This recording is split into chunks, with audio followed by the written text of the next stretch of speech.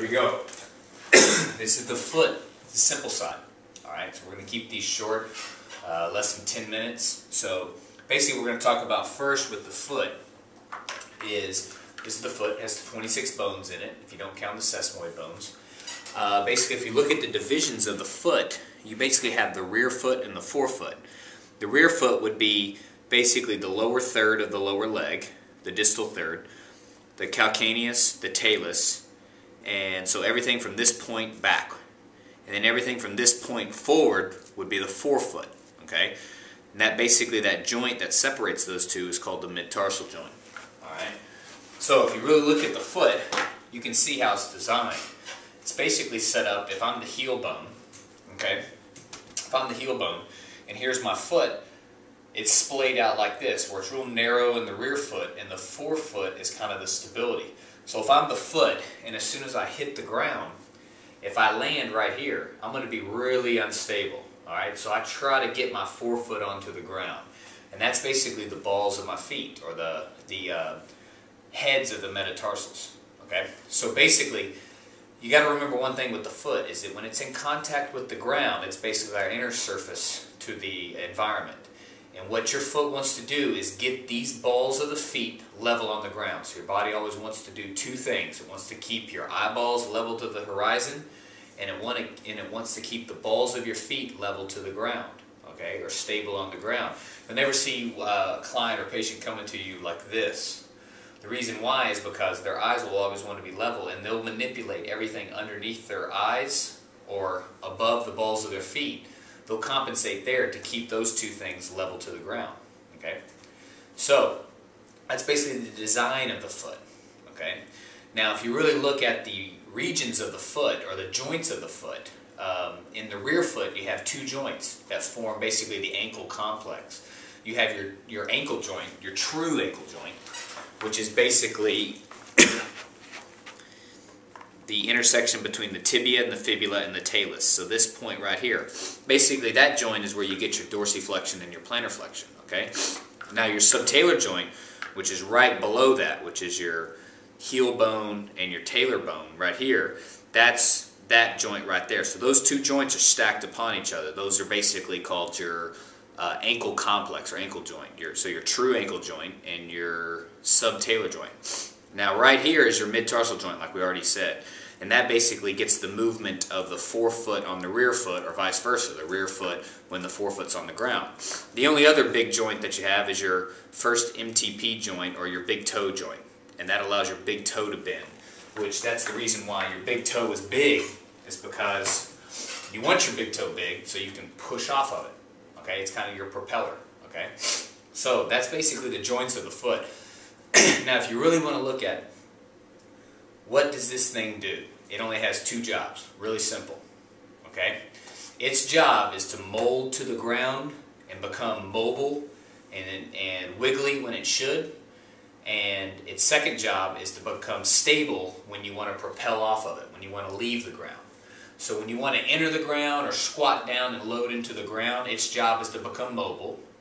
And when you want to propel off the ground or leave the ground or move that way or jump or run, its job is to become stable, so you have something stable to create lever off of, okay, to create a lever arm. So basically when you enter the ground, you have a couple of mechanisms how this thing becomes mobile. If this heel bone goes through eversion, now remember this is my left foot, okay, this is the left one. If this heel bone will evert, as soon as your heel hits the ground, that's when you hit on the outside of this heel bone. If it everts, it does a couple of things, which we'll talk about later, but this mid-tarsal joint becomes what we call unlocked. Alright, it's not a true unlocking mechanism, but it becomes mobile. Okay, that means this foot has a lot of motion in it, the forefoot. Remember, the forefoot is the big part of the foot. If I'm the calcaneus, the forefoot's way out there. So if the forefoot becomes mobile, it can really adapt to the ground.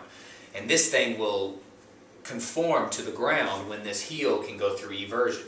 Okay, if that heel everts, we go through what some runners would call pronation, which is just basically collapsing of the system. So what you'll see is when someone, right when that foot hits the ground, in a normal foot, this arch will lower, the whole foot will load into the ground.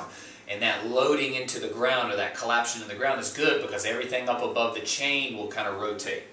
So the ability of this foot, and this is my right foot again, all right, so this is a little bit different. If this foot can load into the ground, it allows my lower leg to load, allows my knee to load, allows all my hip to load, okay? So it kind of collapses into the ground to allow everything to kind of squish down and load all the muscles of my calf, my knee, and my hip, okay? Now, when I want to propel out of that, whether I'm walking and I'm moving forward, whether I'm running, whether I'm jumping, anything else, everything will reverse direction. So this lower leg will start coming back out, okay? It'll actually start rotating, externally rotating, or moving that way, okay? This is my left foot again. So it'll all get rigid. You'll see this arch start lifting up. That's all caused by this heel bone. Remember when it everted, it became mobile. It inverts, all right? If it inverts, what it does is it locks up this mid-tarsal joint, okay? Again, it's not a true locking mechanism, but it locks up. It makes it become a little more stable, a little more rigid, where if I take your foot off weight bearing and I invert it, there's not a lot of motion in that forefoot. That's good, because what that does is allows a stable foot to propel off of, okay? A stable foot allows you to bend this big toe so you can push off your big toe and actually move somewhere. So those are basically the two jobs of the foot: to become mobile when it should become mobile, and to become stable when it should become stable, okay? So the two jobs have to be done at the right time, all right?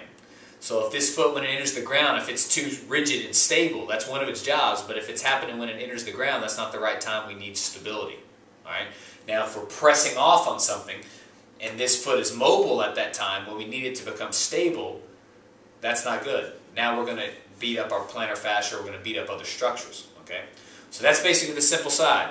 You know your regions of your foot, your rear foot and your forefoot. Okay, you know your joints, your main joints, your true ankle joint, okay, your subtalar joint, which is right above the heel, right below the talus, okay, your mid-tarsal joint, all right, it's actually two joints, but it functions as one, and your big toe joint, or your first MTP joint, all right, and then now you know the two jobs of the foot, so it becomes mobile when it should become mobile, and it becomes stable when it should become stable. So mobile when we enter the ground, we want to absorb force, and rigid and stable when we want to propel off something.